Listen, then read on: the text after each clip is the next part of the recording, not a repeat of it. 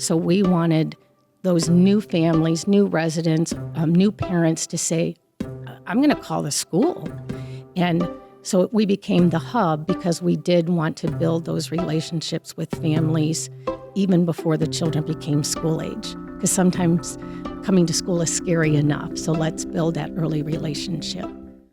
Legacy Foundation is Lake County's community foundation. For over 30 years, we've partnered with donors and nonprofits, focusing on youth development, the arts, the environment, health, literacy, and other causes that matter to you. We're committed to Lake County forever. First Things First Porter County is dedicated to supporting families, healthy beginnings, and quality early learning, ensuring every Porter County baby is born prepared for a strong start in life. Learn more at firstthingspc.org. I have a very strong connection to other students. Everyone makes an effort to help each other. I'll remember the feeling of being here, the feeling that I was a part of a family.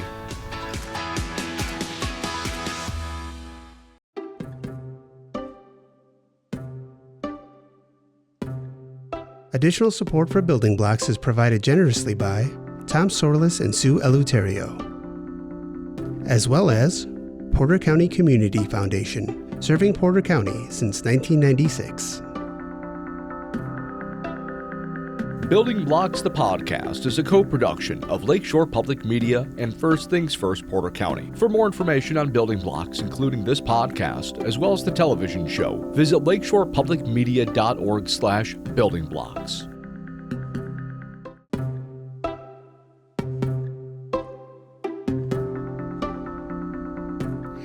Hi, welcome to Building Blocks. I'm Mary Jane Eisenhower, and I'm here with Christy Jarka from the Duneland Schools. Christy, welcome to Building Blocks. It's great to have you here. Thank you, Mary Jane. Happy to be here. Tell us, you are the Director of Teaching and Learning with the Duneland School Corporation in the Trojan Learning Center. Tell us about that. My title actually is Director of the Trojan Learning Center, which is part of the Teaching and Learning Department for the corporation. I oversee our early childhood programming. I also oversee our online school, and in addition, our alternative school program. So that's a lot of little ones, and actually not so little ones that you're working with. Yes, it's an honor. I'm the only one in the corporation that does work with families and students 0 through graduation. So I have the opportunity to meet families right from the beginning, and in some cases, I get to see the students as they graduate. Wow, the whole lifespan. Let's talk today about early childhood. I know you have some experience with that, lots of different opportunities that you've been working with children and families. First, as a first grade teacher. So tell us about what you noticed about first graders and what they bring to the school, the learning environment. Absolutely. As you mentioned, I started my career teaching, transitioned to first grade, and then moved into first grade. And I think the most exciting part about early childhood and first grade, it's where you really get to see some of the biggest growth in students from walking in the door to first grade to really not knowing how to read, and they walk out the door knowing how to read. That's one aspect. I think another exciting part is watching them on the playground. Often those monkey bars, they want to do those monkey bars, and at the beginning they show me all the blisters that they have on their hands. But by the end of their first grade year, they are going across those monkey bars like they've been doing it their whole entire life. So in first grade, it's a lot of firsts. First of having a full day of school. When I started teaching, now kindergarten is full day as well. A lot of firsts in going into having lunch at school, art, gym, music, and first friendships. And we know, right, that you and I have talked a lot about this. A lot happens before children actually walk into the doors of school, whether that's at kindergarten or first grade. And we also know that, if we give children what they need at age 2, 3, and 4, they'll be ready for what comes at 5, 6, and 7. Let's talk about, what do you see children coming to the classroom doors with, and what happens before they arrive there? Absolutely. I think part of that, I go to families are always thinking about, how do I prepare my child for kindergarten? Or even classroom teachers sometimes will say, I'm a second grade teacher. how do I get them ready for third grade? I think my philosophy or vision is, how can I give children the best first year of life? How can I give them the best third grade year or the best first grade? I want to meet the students where they are and give them the best possible of right where they are, so that I can expand, and knowing if I give them the best first grade year, best third grade year, they will be ready for what comes next. Mm-hmm. What do I see when they walk through the doors? A variety of, just like not every child walks at 12 months. I have a great niece, born October 2023, started walking at 10 months. I have a granddaughter born November of 2023 and is getting the hang of walking, and it's okay that she's not walking yet.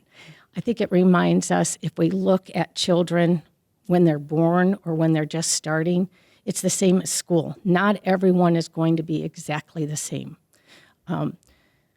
Parameters or guidelines, I guess I would say, or milestones, they are set there so parents, teachers have some sort of a framework to look at, but it doesn't mean that every single child born November 2023 or October 2023 are going to meet those milestones at the exact same date.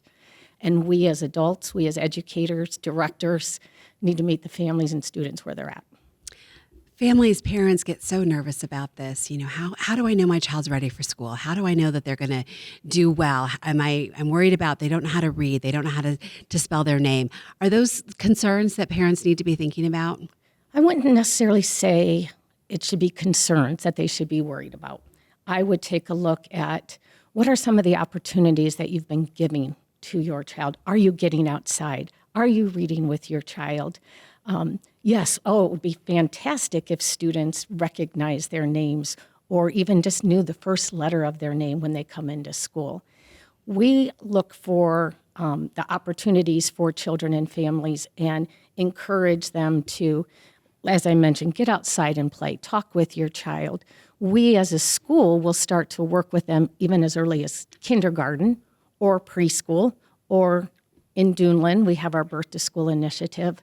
We will start working with families and students to give ideas for how families can help students and children learn their letters of the alphabet, learn their name, learn their age, learn their birth date.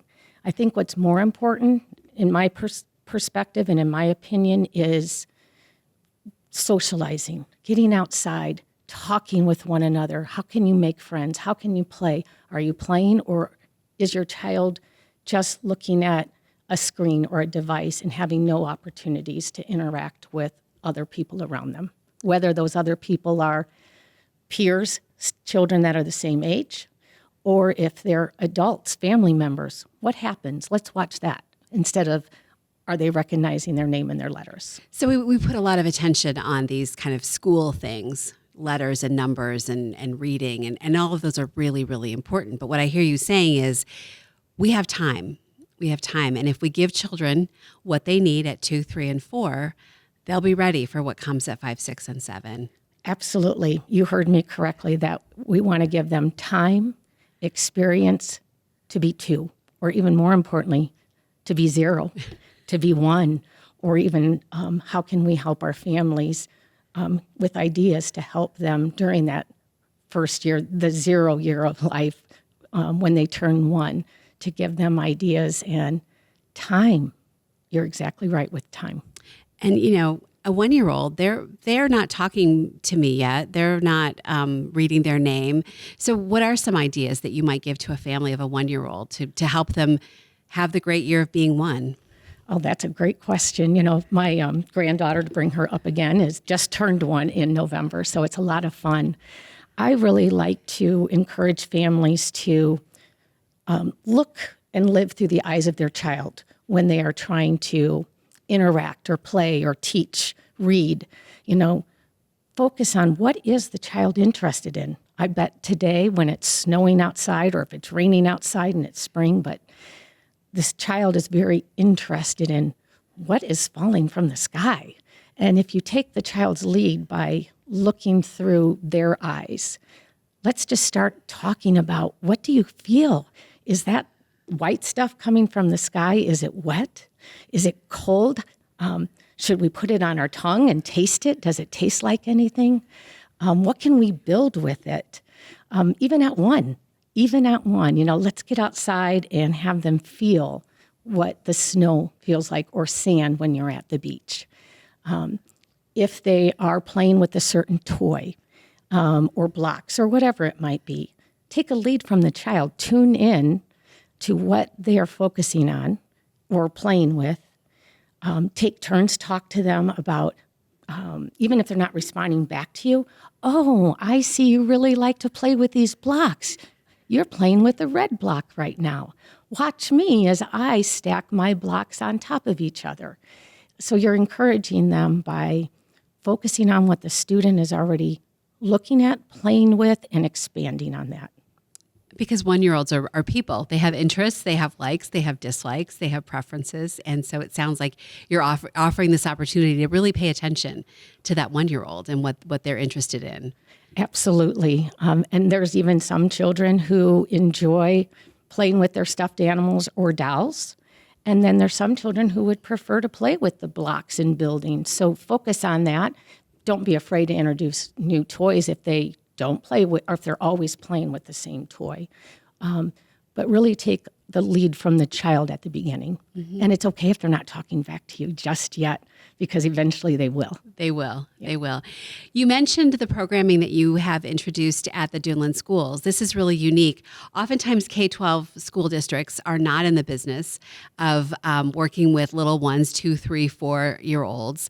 Tell us what's going on in Duneland to work with children to give them the best years of being 2, 3, 4. Absolutely. So since 2018, 2019, Duneland School Corporation formed what is called an Early Childhood Action Team. At that time, we recognized that we wanted opportunities in our community for, we wanted to reach out to families and children even before they entered kindergarten. 1819, our action team put together a little timeline saying, what are we currently offering in our schools, such as Ready, Set, Kindergarten, parents as teachers, and what could we do to expand on that? Welcome 2019, 2020. At that time, we welcomed a new superintendent. Our new superintendent really took an initiative and put together a large team of about 60 people, from educators, community members, students even, parents, and we wrote a strategic plan, a 3-year strategic plan. And during that time, a lot of initiatives came from that, from, reading, writing, academics, financial responsibility, but also that came to fruition during that time was recognizing the need for early childhood interventions, birth to school, 0 to 5. So that was incorporated in our strategic plan in Duneland School Corporation. And if you're used to strategic plans, most plans tend to be written, put on a shelf, and never looked at again. Not in Duneland schools. In Duneland schools, every quarter, we take it off the shelves, or it's, the driving force behind all the decisions we make. With the strategic plan, and knowing that there were early childhood initiatives in there, and the importance of meeting our students and families even before kindergarten, school age, we looked into starting a birth to school initiative. Birth to school meant, what can we provide our families from 0 to 5 in our community? And that's really where it started. And so even during 2020, when we had the pandemic, the strategic plan moved forward, and then we moved forward in school year 2020, 2021 with looking at the strategic plan and building what is now called Duneland School Corporation Early Learning Hub, HUB, acronym for helping our community, understanding the needs of children and families that have children under the age of 5, and then B, building our community and our relationships with our families. And since 2021, Our Birth to School initiative, the only one in Porter County, I might add, has taken off, taking a phrase from a famous movie. We built it, and the families are coming. And they're coming to enjoy some of these activities. That's unusual for a school district. We think about children coming in the door at 5 years old, getting off the bus, coming in with their backpacks and their maybe their lunch boxes, their notebooks, and really kind of sitting down and getting to business. What takes place at the hub that makes it different or similar to that experience that we all think of as school? I thought you might ask that when I mentioned the activities. What takes place at the hub, which is unique from any preschool or daycare or other programs, is families. It could be a mom, dad, caregiver, babysitter, caregiver, and their children or child ages 0 to 5 visit our Trojan Learning Center, which is part of our Duneland Administration Center. They come into our center and participate together. The child as well as the adult, they participate in activities such as music and motion, participate in Trojan Tykes, where families together are listening to stories. And they might even break out the paint or something messy that a family might not use at home and do an activity together after the story is done. We also have just open gym, a place on a snowy, rainy, cold, or really blistering hot day where families can come in and play in our open gym. The open gym is places where they can climb, go down slides. It's all indoors. They can walk on balance beams, build with blocks. We also have a location that is just a multi-purpose room, and that is where we have a dollhouse. We have toys for toddlers. We have chairs and rocking chairs for families who need a place to sit with their infant while they're watching their toddler. Again, we bring in the paint, sensory. We have felt boards, magnetic boards, trains, cars, trucks, you name it. And hopefully we are meeting the needs of all of the different interests of our students in the community. Why do we have the community or the parents and the caregiver with the child? Because we believe that raising children takes all of us. We want the parents or the caregivers to meet each other. We want them to share some of their struggles and obstacles so that when they start interacting with other members, other parents, babysitters, they recognize, hey, I'm not alone. And whether it's us as Duneland School Corporation offer ideas or some of our guest speakers, such as we have local therapists, occupational therapists, we have pediatricians that come in, we have different organizations that come in and present on a topic that we recognize is of interest to our families.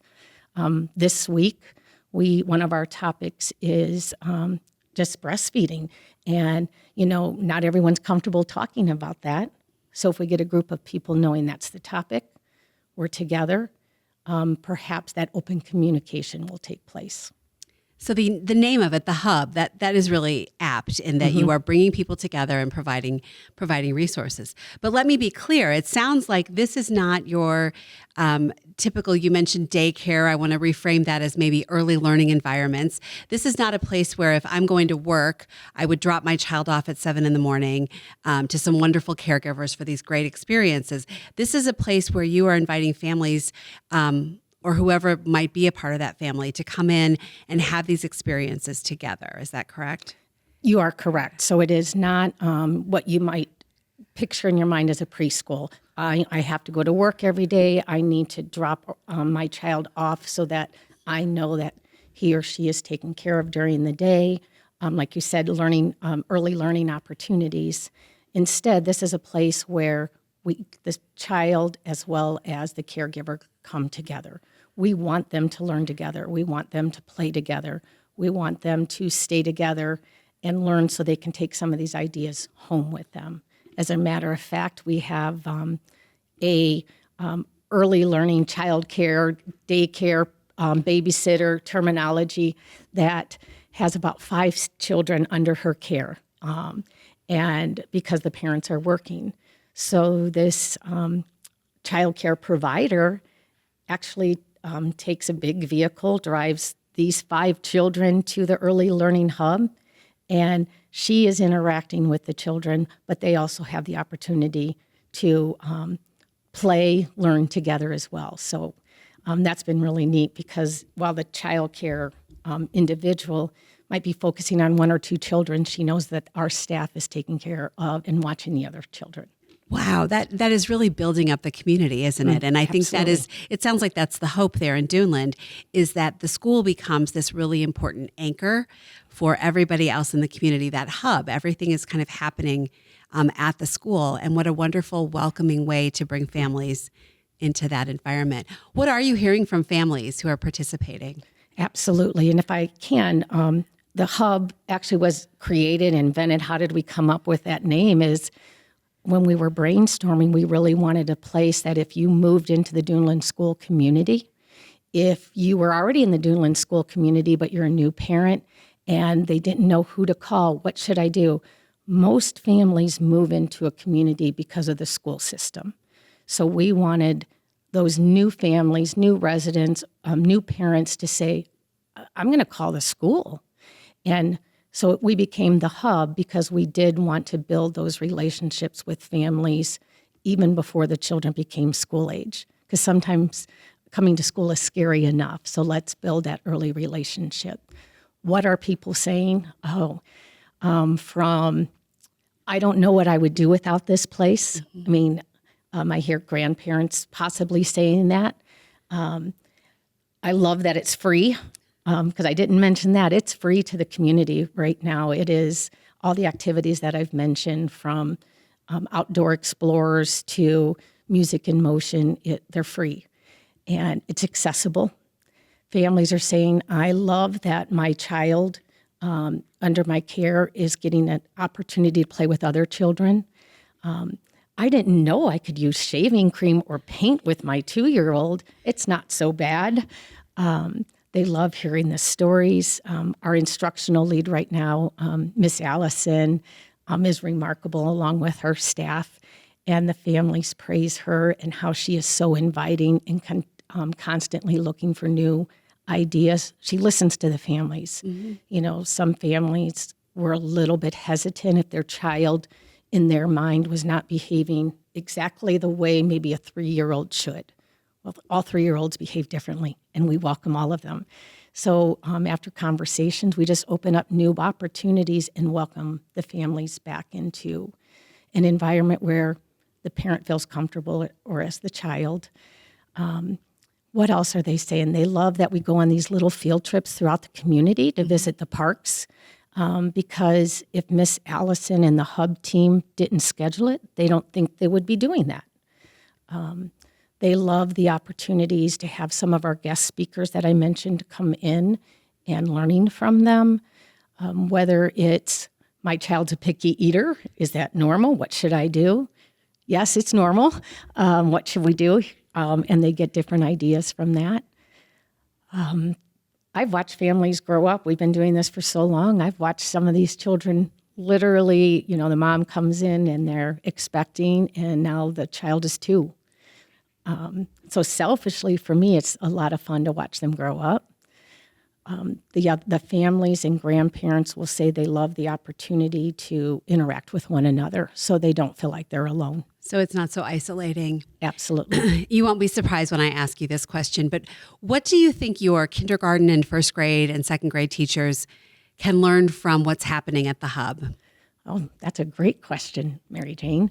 What could they learn from the hub? I think if I stepped away and took more of a larger view of what's happening and into the school, is that we offer variety, and no program fits one size. So I know once you get to school age, there is that curriculum that you have to follow. There is the state testing, and there's a lot of other stressors that might come when you hit that kindergarten through 12th grade years. But I think if play in the classroom is also a way of learning. So how can we encourage the standards, those responsibilities, expectations, regardless of the grade level? How can we encourage play, interaction, talking, taking turns? And when I say talking, I don't mean me just talking to you as a teacher. I mean kind of like what we're doing. It's back and forth. Maybe you're asking the question, I'm answering it, and it's we're going back and forth. So I think that's what I would say to our educators is step back, take a look to see who's doing the most talking in the classroom. And if it's not the child, how can we encourage that? Or how can we encourage back and forth conversation? That's amazing. I know you are a lifelong learner and you have recently returned to the classroom as a student. Tell us what you've been studying and what you're learning. Absolutely. And yes, you're right, Mary Jane. I love to learn. I've always loved to learn. I take after my dad is what my mom always says. So I am, aside from my 2 masters and my education specialist, now that I've taken on the responsibility of directing our preschool, I've decided to go back and take some classes through Ivy Tech for early childhood. Why did I do that? 1, because I like to learn. 2, more importantly, is I want to make sure that I am providing for my staff that I oversee, but also the families, the students, everything I possibly can that is related to early childhood. I keep up with what's current. How can I really want to model the walk that I'm encouraging my staff to do? I watch and I want to be able to walk the talk and have that experience. And so far it's been a lot of review. I feel like, hey, I knew a lot of this, the ins and outs.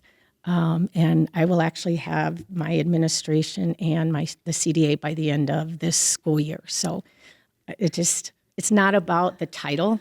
It's all about the knowledge that I can gain, that I can share with others, is really why I go back to school. And what's been surprising about the experience?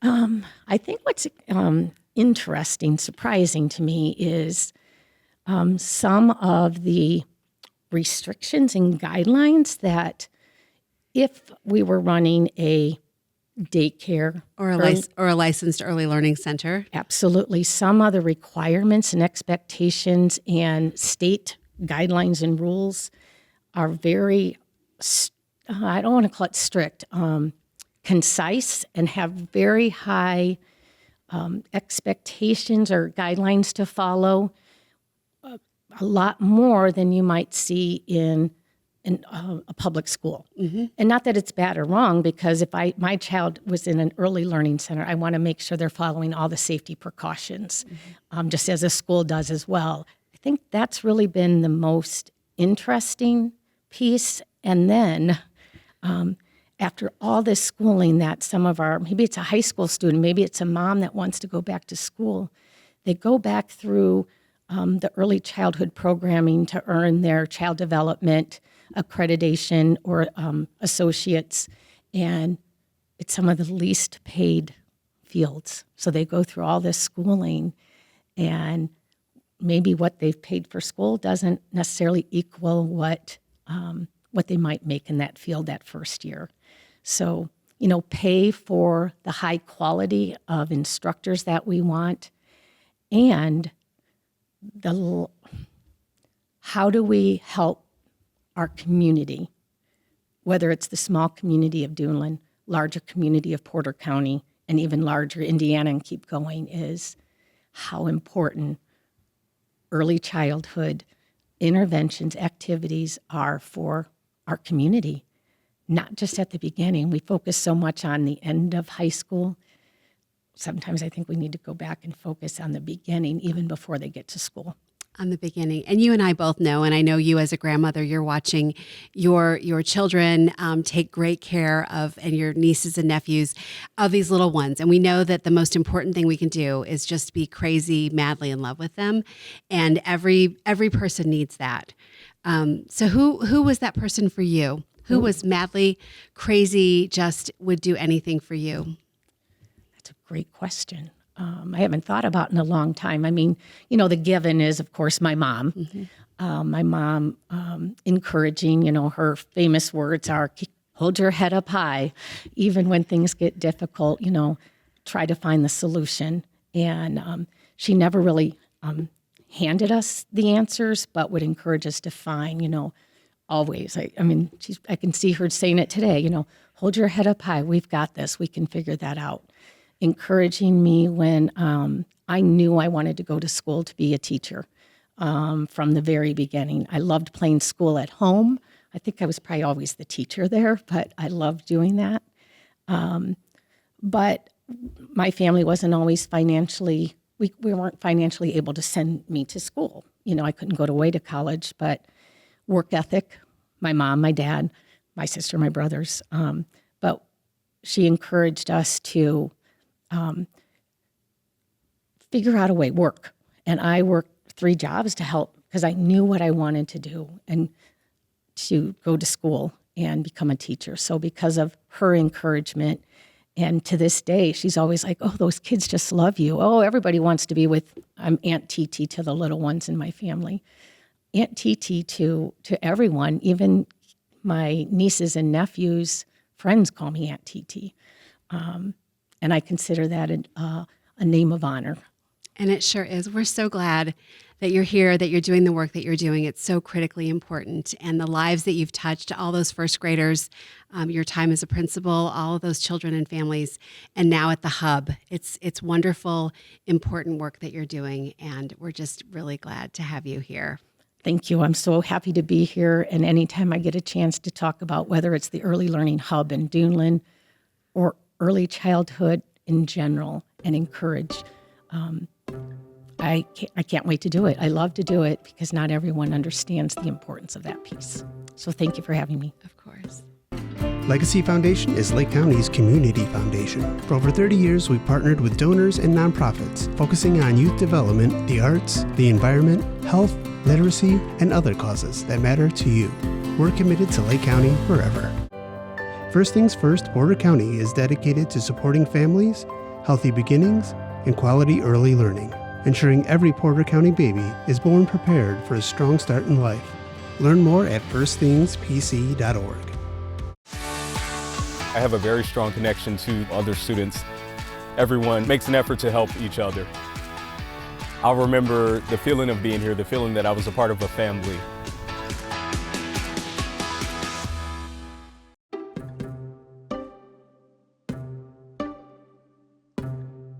Additional support for Building Blocks is provided generously by Tom Sorlis and Sue Eleuterio, as well as Porter County Community Foundation, serving Porter County since 1996.